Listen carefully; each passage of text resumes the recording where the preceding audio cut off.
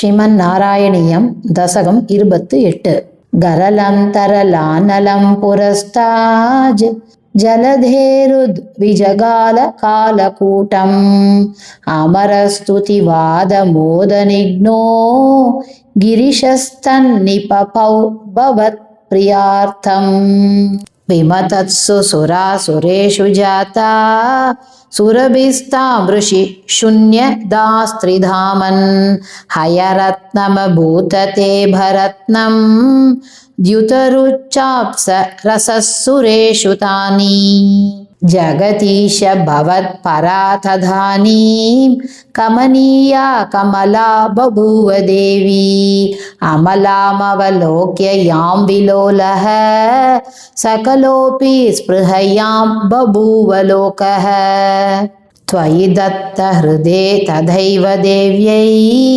त्रिदशेन्द्रो मणिपीठिकां व्यथारीत् सकलोपहृताभिशेषणीयैर्ऋषयस्तां श्रुतिगीर्भिरभ्यषिञ्चन् अभिषेकजलानुपातिमुग्धः त्वदपाङ्गैरवभूषिताङ्गवल्लीं मणिकुण्डलपीतचेलहार प्रमुखैस्ताममराधयोन्बभूषन्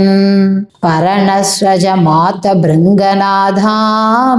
ददती सा कुचकुम्भमन्धयाना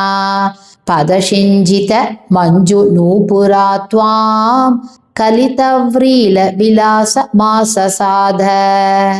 गिरिशद्रुहिनादि सर्वदेवान् गुणभाजोऽप्य विमुक्तदोषलेशान् अवमृश्य सदैव सर्वरम्ये निहिता त्वय्यनयापि दिव्यमाला उरसा तरसा ममानिदैनां भुवनानां जननीमनन्यभावां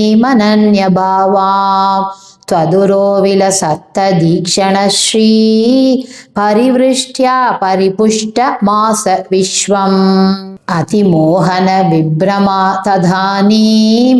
मदयन्ती खलु वारुणी निराघात् तमसः पदवीमदास्त्वमेनाम् अतिसम्माननया महासुरेभ्यः तरुणाम्बुद सुन्दरस्तथा त्वं ननु धन्वन्तरिरुत्थितोऽम्बुराशे अमृतं कलशे वहन् कराभ्याम् अखिलार्तिं हर मारुतालयेश श्रीहरये नमः श्री पुन्नु गुरुवायूरप्पने शरणं श्री चोटानिकरे भगवती अम्मये शरणं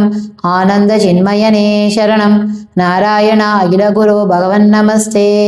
सर्वत्र गोविंद नाम संकीर्तनं गोविंदा गोविंदा।